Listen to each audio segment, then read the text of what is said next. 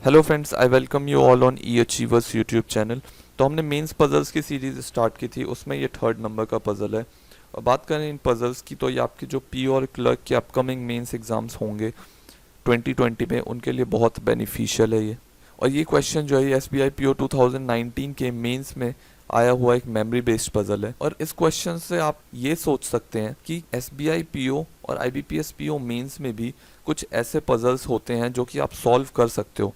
बस ज़रूरत ये होती है कि आप एटलीस्ट उन क्वेश्चंस तक पहुंचो, आपने इतनी प्रैक्टिस कर रखी हो कि आप क्वेश्चन पढ़ के आपको पता लग जाए कि हाँ, मैं ये क्वेश्चन सॉल्व कर सकता हूँ। ओके, तो कुछ इजी क्वेश्चंस भी होते हैं, तो ये क्वेश्चन जो है ये भी उन्हीं में से एक क्वेश्चन है। तो चलिए देखते हैं इस क्वेश्चन को। ओके, तो सबसे पहले आप वीडियो को पॉज कीजिए और खुद से ट्राई कीजिए इस क्वेश्चन को करने का, और देखिए आप कितनी देर में इसको सॉल्व कर पाते हैं। तो स्टार्ट करते हैं। A B C D E F G H and I are 9 people standing in 3 parallel rows facing north. क्या बोला है कि 9 पर्सन है जो कि 3 पैरेलल रोज में बैठते हैं और नॉर्थ की तरफ फेस करते हैं। ठीक है, in such a way that there is an equal distance between adjacent persons. और ऐसे बैठते हैं कि जो पर्सन साथ में बैठे हैं उनके बीच में इक्वल डिस्टेंस है। Okay, each row contains 3 position, हर रो में 3 पर्सन बैठते हैं। They speak different language, Hindi, Marathi, Gujarati, English, Tamil and Telugu. क्या बोला है कि और ये जो 9 पर्सन है ये 6 डिफरेंट लैंग्वेज बोलते हैं, यानी कि कुछ पर्सन होंगे जो कि सेम लैंग्वेज भी बोलते होंगे। ओके, तो ये था हमारा इन्फॉर्मेशन। कंडीशंस देखते हैं। तो कंडीशंस क्या गिवन है हमें? I, D and G are standing in 3 different rows and they all speak a different language. I, D और जी जो है ये 3 डिफरेंट रोज में बैठते हैं और ये तीनों जो है अलग भाषा भी बोलते हैं। तो I, D, G different rows, D R means different rows और D L means different language. Okay, one who speaks Gujarati is immediate left of the one who speaks Marathi in row one.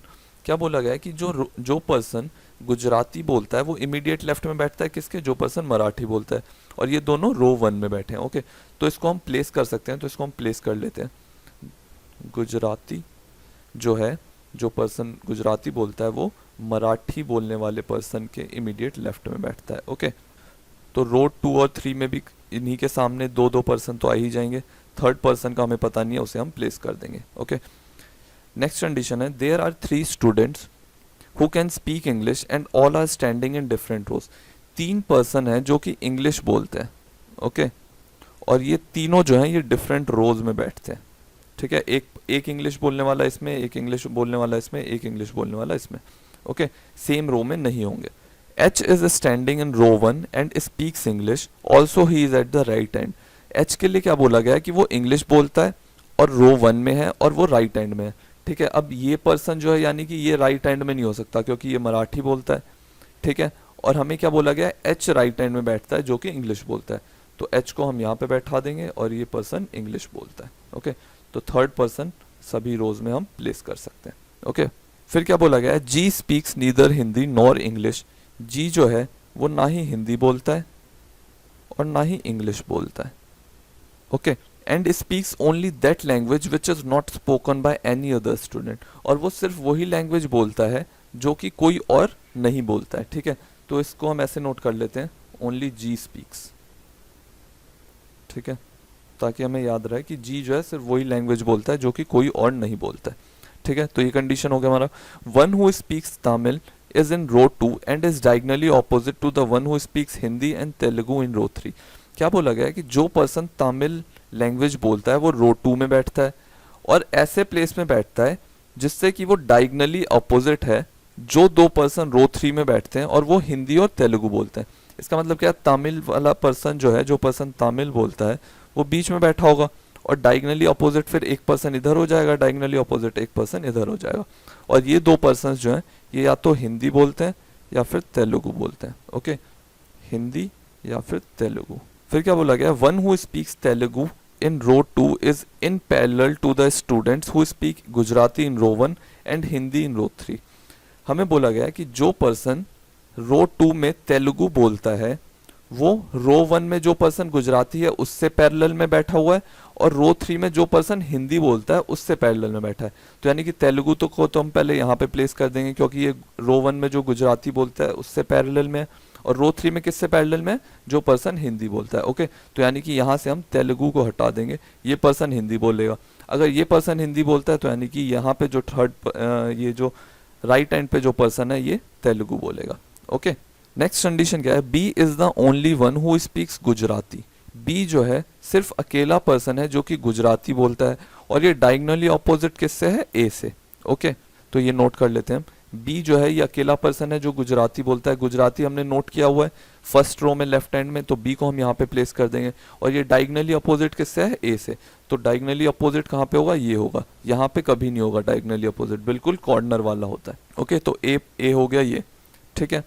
फिर क्या बोला गया है? I is in the second row and D can not speak English. I जो है वो second row में बैठता है और डी जो है वो इंग्लिश नहीं बोलता है, ठीक है। फिर क्या बोला गया है? In row 3 F is on the extreme right hand. Row 3 में एफ जो है वो एक्सट्रीम राइट हैंड में बैठता है। एक्सट्रीम राइट हैंड क्या है रो 3 में? ये है, तो यहाँ पे हम एफ को प्लेस कर देंगे। ओके, फिर क्या बोला गया है? And he finds no difficulty to talk to E. और उसको कोई परेशानी नहीं होती है ई से बात करने में। अब कोई परेशानी कैसे नहीं होती है उसे ई से बात करने में? क्योंकि ये दोनों सेम लैंग्वेज बोलते हैं। एफ जो है वो तेलुगु बोलता है, तो यानी कि ई भी तेलुगु बोलता होगा। तो अभी तक देखें अगर हम, तो यानी कि यहाँ पे ई हो सकता है, ठीक है। ये पर्सन जो है ये तेलुगु हो सकता है, क्या पता कोई और पर्सन भी तेलुगु बोलता हो, तो ये हम देख लेंगे। अब देखो यहाँ पे अभी तक चांस है कि ई जो है वो यहाँ पे बैठेगा। तो और कंडीशंस देख लेते हैं हम, फिर चेक करेंगे। ओके, तो हम लिख लेते हैं कि ई जो है वो तेलुगु बोलता है। ओके, अब देखते हैं, सारी कंडीशंस हो गई हमारी। अब जो हमने कंडीशंस नोट किया उसे हम अपने रोज में प्लेस करेंगे। ओके, अब देखो क्या बोला गया था कि आई, डी और जी जो है ये डिफरेंट रोज में बैठते हैं और डिफरेंट लैंग्वेज है इनकी, ठीक है। तो अभी तक तो इसके लिए हमारे पास कोई क्लू है नहीं, आगे देखेंगे हम। इसके आगे क्या बोला गया है? थ्री पर्सन है जो कि इंग्लिश बोलते हैं और ये डिफरेंट रोज में है, ठीक है। तो एक पर्सन जो इंग्लिश बोलता है उसको तो हमने फर्स्ट रो में बैठा दिया है, और जो दो पर्सन इंग्लिश बोलते हैं वो भी दो डिफरेंट रोज में बैठेंगे, और दो डिफरेंट रोज में हमारे पास एक ही एक प्लेस खाली है। तो यानी कि ये पर्सन जो हो जाएंगे वो इंग्लिश बोलेंगे। ओके, तो इससे क्या होता है कि हमें पता लग गया कि कोई और पर्सन तो तेलुगु नहीं बोलता है, तो यानी कि ई को हम यहाँ पे प्लेस कर देंगे। ई के लिए क्या बोला गया था कि ई और एफ को कोई दिक्कत नहीं होती है एक दूसरे से बात करने में। ओके, तो यानी कि एफ तेलुगु बोलता था तो ई भी तेलुगु बोलेगा। ओके, क्लियर है? ये इंग्लिश वाला भी हो गया हमारा। अब इसके आगे अगर हम देखें तो हमें क्या बोला था कि आई जो है वो सेकेंड रो में बैठता है, तो आई के लिए यानी कि हमारे पास एक ही जगह खाली रह जाती है यहाँ पे, तो यहाँ पे हम आई को प्लेस कर देंगे। ओके, तो ये भी हो गया हमारा।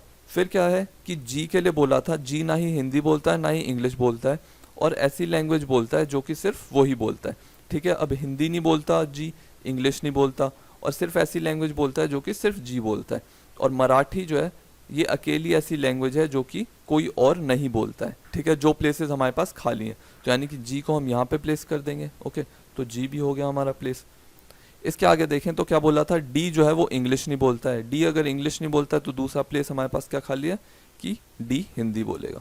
ओके, ये कंडीशन होगी हमारी। अब ये वाली कंडीशन भी होगी हमारी कि आई, डी और जी जो है ये डिफरेंट रोज में बैठते हैं और ये डिफरेंट लैंग्वेज बोलते हैं। जी मराठी, आई तमिल और डी हिंदी, तो डिफरेंट लैंग्वेजेस भी हो गया हमारा। ओके, तो सारी कंडीशंस हो गई हमारी। बस एक पर्सन को हमें प्लेस करना है, कौन रह गया? एक पर्सन सी, तो सी को हम यहाँ पे प्लेस कर देंगे। ओके, तो ये हो गया हमारा पजल सॉल्व्ड। तो देखा आपने, अच्छा पजल था, बोलें तो इजी ही पजल था ये। SBI PO में आया हुआ एक क्वेश्चन है ये।